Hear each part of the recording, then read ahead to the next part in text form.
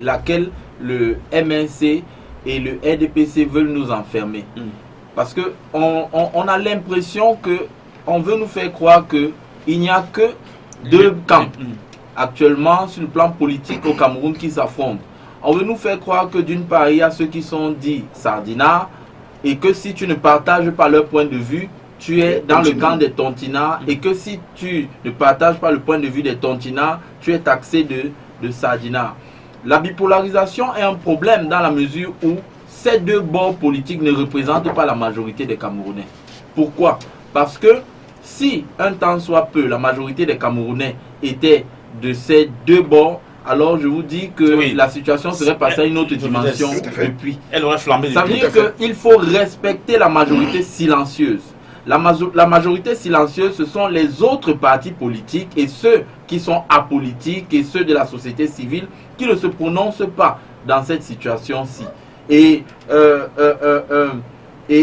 comme Gabriel Ngom, c'est du SDF. Le panéliste du SDF l'a si bien dit, à un moment donné, ils deviennent comme des alliés objectifs. Ça devient un peu comme Tom et Jerry dans les dessins animés, qui sont des bons copains, mais qui en même temps se les meilleurs ennemis et en même temps sont les meilleurs copains. Donc on ne sait pas finalement quel jeu, qu'est-ce qui se passe avant la libération même des prisonniers politiques du MNC. Qu'est-ce qui a été dit, puisque les deux camps certainement se sont parlé. Qu'est-ce qui a été dit et pourquoi sortir et au lieu d'apaiser le discours, revenir encore dans la provocation et on reprend les mêmes et on recommence. Organiser un meeting à Ebolova, c'est une provocation.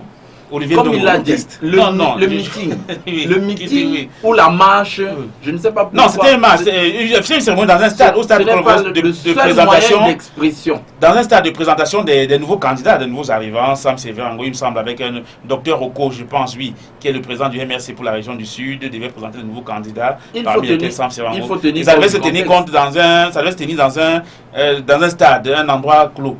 C'était une provocation. Quand dans un contexte, nous sortons d'une élection présidentielle et que pendant le contentieux, un candidat malheureux à la présidentielle dit qu'il n'a pas passé le concours pour être boulot et que par la suite, ça devient des stigmatisations où la carte tribale est jouée par le pouvoir en place pour stigmatiser une tribu, les Bamileke pour ne pas les nommer, et ceux-ci qui stigmatisent une autre tribu, les boulous. De telle manière que on a l'impression que quand tu ne partages pas le point de vue de l'un ou de l'autre, ça veut dire que tu es forcément dans le camp adverse. Donc, je veux dire que le contexte est important et ces choses ont été nourries sur les réseaux sociaux. Au point où, si les deux bords se retrouvent face à face, forcément, ils risqueraient d'avoir un déchaînement de violence parce que la passion va céder place à autre chose. Vous voyez, et ce ne serait pas bon que nous entrions dans ce genre de situation. Et c'est ça qui, de manière indirecte, se répercute sur les petits problèmes qu'il y a eu. On a parlé de New Bell tout à l'heure, on a parlé de 100 000 mailles. Ça prend des formes diverses. Mais je vous dis, tout cela part de la présidentielle et de l'après-présidentielle. Dans les deux camps, s'ils aiment réellement le Cameroun, ils ont intérêt à baisser d'un ton parce que si la situation dégénère aujourd'hui, il n'y aura pas de vainqueur ni de vaincu, nous serons dans tous quelques perdants. jours seulement, le RDPC va célébrer son... Non, oui, la session de Paul Biya à la magistrature suprême. Dans 2 jours. Oui. Hier, il y a eu le meeting du RDPC dans l'arrondissement de la 3e, tout s'est bien passé. Dans 2 jours, il y aura le meeting du RDPC dans toutes les circonscriptions électorales, dans tous les arrondissements, c'est chaque arrondissement qui organise, il n'y aura pas d'incident. Ce sera une autre provocation pour une injustice. Oui. Vous comprenez? Parce que les deux camps en question ne montrent pas une envie de baisser d'un ton. Oui, justement.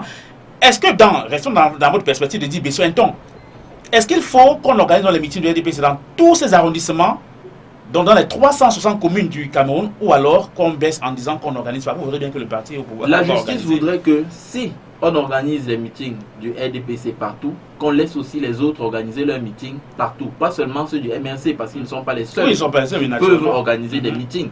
Donc, si les meetings sont interdits, que ce soit clair par une note nationale, qu'aucun parti politique n'a le droit de faire des meetings au Cameroun, au moins cela, même si ça ne règle pas la situation, au moins ça donne l'impression que, ok, toi aussi tu subis la même chose que moi. Mais il me semble que nous sommes très loin d'une telle possibilités. Donc, il est important que, sur le plan politique, pour qu'on ne recule pas, parce que quand on recule très loin dans l'histoire. On ne recule pas seulement sur le fait que les libertés, on a empêché les gens de s'exprimer, mais on est en train de retourner dans des choses comme le maquis, où telle tribu se lève contre telle tribu avec la machette, les autres, non, on n'a pas besoin de ça. Il s'agit de l'avenir de notre pays. Si la situation dégénère, nous serons tous perdants. Il n'y aura personne qui sera vainqueur là-dedans.